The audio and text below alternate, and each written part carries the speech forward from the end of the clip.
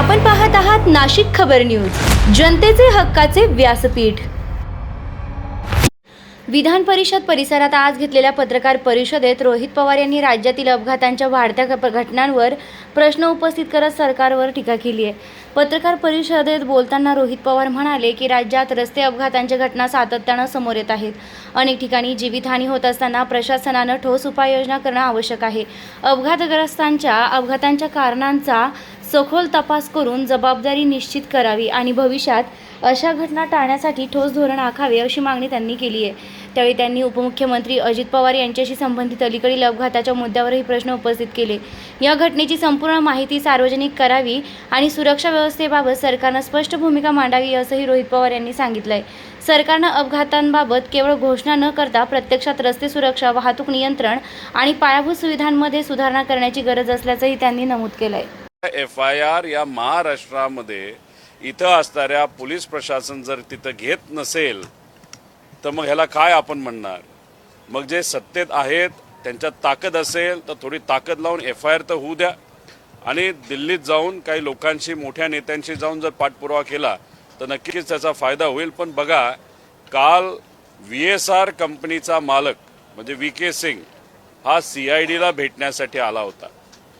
पोलिसांना भेटण्यासाठी आलेल्या माणसाबरोबर तुम्ही आसपास जर बघितलं तर बंदूकधारी सिक्युरिटी सुद्धा होती। 11-11:30 वाजता VK सिंग CID कार्यालयामध्ये आले असं आम्हाला कळलं। पार नाश्त्यापासून जेवणापर्यंत आणि कदाचित आम्हाला असंही कळलं की संध्याकाळी अर्धा-एक तास त्यांना टीव्हीवर क्रिकेटची मॅच सुद्धा तिथं दाखवली। त्याच्याचबरोबर येतानाचं फुटेज आपल्याकडे आहे, पण जाताना ते कुठल्या गाडीत गेले हे लोकांना कळलं नाही। मीडियाशी आणि तिथं असणाऱ्या कार्यकर्त्यांशी बोलल्यानंतर एवढंच कळलं की काळा बाजार करणारा हा जो VK सिंग आहे त्याला पोलिसांच्याच काळ्या गाडीमध्ये, काळ्या काचेच्या गाडीमध्ये बाहेर काढण्यात आलं।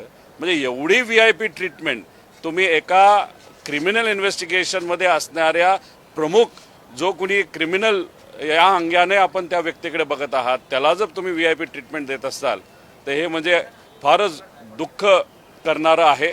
आज संध्याकाळी 4 वाजता मी CIDला जाणार आहे। माझ्याकडे जी काय कागदपत्र नवीन आलेले आहेत मी त्यांना ती देईलच, पण त्याच्याचबरोबर त्यांनी आम्हाला सांगितलं होतं AIBचा रिपोर्ट हा आल्यानंतर आम्ही FIR करू। मग आज जाऊन आम्ही त्यांना विचारणार आहोत की तुम्ही FIR करणार आहात का? तसं बघितलं तर लिगली ते FIR केलं पाहिजे, पण बघूया।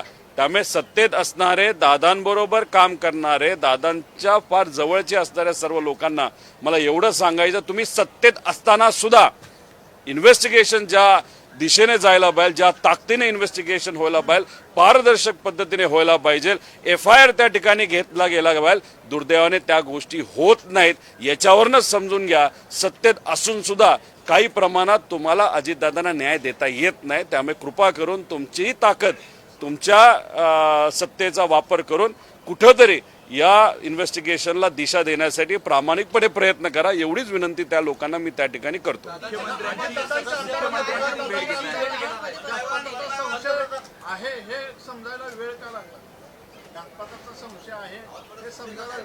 नाही, तो त्यांना विचारलं पाहिजे, त्यांना त्या ठिकाणी उशीर का लागला। आता ठीक आहे, आम्ही आमच्या लेवलवर तिथं लढतोय। आमचं फक्त एवढंच, जेवढा उशीर केला जाईल तेवढे कागदपत्र हे रंगवले जातील, हे आम्ही सुरुवातीपासून तिथं सांगतोय।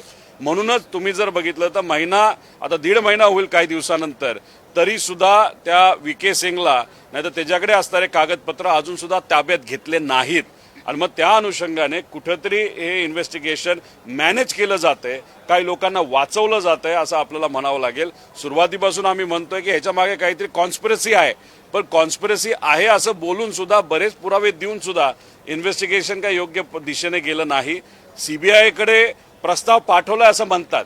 सुशांत सिंगच्या बाबतीत तिथे बिहारच्या मुख्यमंत्र्यांनी प्रस्ताव पाठवल्यानंतर 2 दिवसामध्ये प्रस्ताव हा CBIने स्वीकारला आणि महाराष्ट्रातला मराठी नेता दुर्दैवी मृत्यू त्या ठिकाणी ॲक्सिडेंटमध्ये होऊन सुद्धा CBIकडे हा प्रस्ताव पाठवून सुद्धा 22 दिवस झाले तरी प्रस्ताव तिथे स्वीकारला जात नाही। हे का, हे प्रश्न लोकांना पडलेत, पण सत्तेत असणाऱ्या लोकांना सुद्धा हे पडले असावेत मला असं वाटतं। त्यामुळे कसा ज्या पद्धतीने पाठपुरावा करता येईल तो करावा, व कृपा करून न्याय द्यावा एवढीच विनंती तिथं करतो।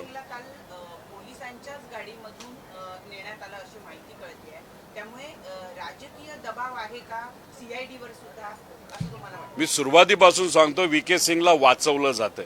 आता याच्यामध्ये 2023ला एकनाथ शिंदे साहेबांचं विमान जे महाराष्ट्रातून म्हणजे मुंबईतून ते उडालं, बहारेनला गेलं, बहारेनवरनं मी इराण आणि इराकचं काय गोष्टी सांगितल्या, तिथेही व्ही.के. सिंगचंच विमान होतं आणि ते एक फार मोठा गोंधळ त्या ठिकाणी तिथं झाला होता. त्याच्यामध्ये एकनाथ शिंदे साहेब ज्या विमानात होते ते विमान इराणच्या गव्हर्नमेंटकडनं नाही तर त्या डिफेन्सकडनं हे पाडण्यात सुद्धा येऊ शकलं असतं. माझा मराठी नाही तर महाराष्ट्राचा एखादा व्ही.आय.पीला तशी परिस्थिती नाही तर त्या सिच्युएशनमध्ये टाकलं जात असेल तरी व्ही.के. सिंगला वाचवलं जातं.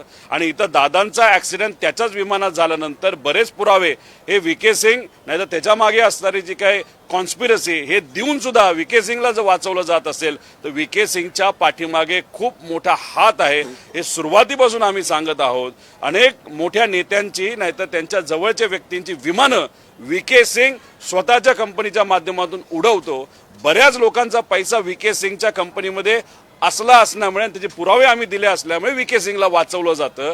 पण या चिरकुट माणसाला वाचवण्याच्या नादामध्ये अजितदादांचा जो काही घातपात नाही तर घात झाला नाही तर ऍक्सिडेंट झाला, अजितदादांना मात्र त्या ठिकाणी न्याय देता येत नाही. ही फार दुर्दैवी गोष्ट आहे.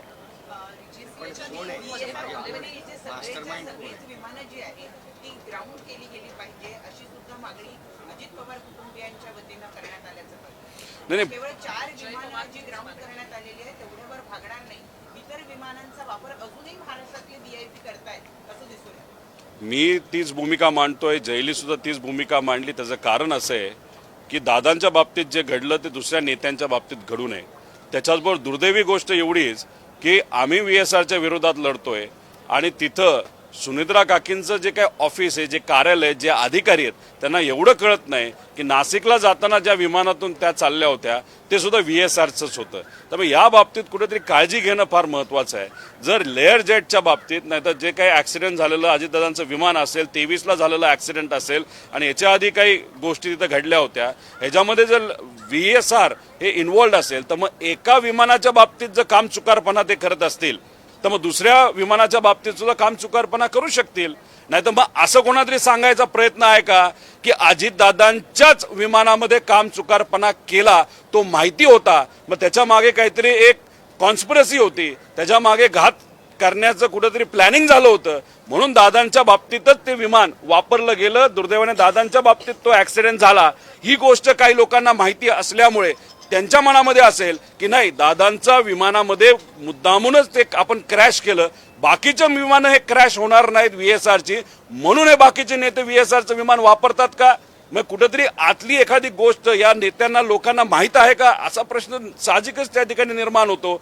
त्यामुळे जर दादांच्या विमानाच्या बाबतीत जर ॲक्सिडेंट झाला असेल आणि त्यात काही नॉन कम्प्लायन्सेस असेल हे DGCRच म्हणतंय तर मग त्या बाबतीत बाकी विमानामध्ये सुद्धा नॉन कम्प्लायन्स असू शकतो आणि ॲक्सिडेंट होऊ शकतो. त्या बाबतीत काळजी घ्यावी. डीजीसीएच्या रिपोर्टामध्ये त्रुटी आहेत असं अजित पवारांच्या आमदारांचं म्हणणं आहे आणि मुख्यमंत्र्यांकडे त्यांनी त्या संदर्भामध्ये मागणी करणार असं सुद्धा म्हटलंय. हे उशीर आलेलं शहाणपण आहे की आता कुठेतरी त्यांना सुद्धा वाटतंय की काही गोष्टी चुकीच्या घडल्या आहेत, तुमच्याशी काही बोलणं झालंय? नाही, त्या बाबतीत माझं कुठेही काय बोललं नाही. ठीक आहे, उशिरा काही प्रमाणात त्यांच्याकडनं पुढाकार घ्यायला सुरुवात झाली असली तरी ते पुढाकार घेत आहेत ही चांगली गोष्ट आहे. कारण का या लढ्यामध्ये एक विरोधात असणारा आमदार नाही तर एक पार्टी ज्याच्यामध्ये आम्हाला सुप्रियाताईंची मदत आहे, आमच्या पार्टीची मदत आहे, कार्यकर्त्यांची आहे, सगळ्यात महत्त्वाचं मीडियाची मदत या अजितदादांना न्याय देण्यासाठी खूप मोठ्या प्रमाणात आणि महाराष्ट्रातले लोक सोशल मीडियावर त्या ठिकाणी लिहित आहेत. तर नेते जे सत्तेत आहेत त्यांनी सुद्धा जर मदत केली तर नक्कीच त्याचा फायदा होईल. उशिरा का काय तो त्यांचा विषय, पण आता तरी मदत करून FIR होणं, FIR का व्हावं कारण का त्या दिशेने आपल्याला ते इन्व्हेस्टिगेशन तिथं नेता येईल, काही डॉक्युमेंट्स आपल्याला मिळतील आणि त्या डॉक्युमेंटचा अभ्यास करून नक्कीच काय खरं घडलं हे आपल्याला तिथं कळू शकतं. अजित पवारजी खरं तर अजित पवारांचा हा विमान अपघात जरी असला तरी काही लोकांकडनं असा संशय व्यक्त केला जातोय की हा सुनियोजित मर्डर आहे म्हणून. या सगळ्या संदर्भात सातत्यानं वाच्यता पण होते. स्वतः पवार कुटुंबीय अर्थातच सुनेत्रा पवार, पार्थ पवार यांच्याकडनं देखील या विमान अपघाताच्या संदर्भात शंका उपस्थित केलेली आहे. मी हेच म्हणतोय, आता बघा की अजित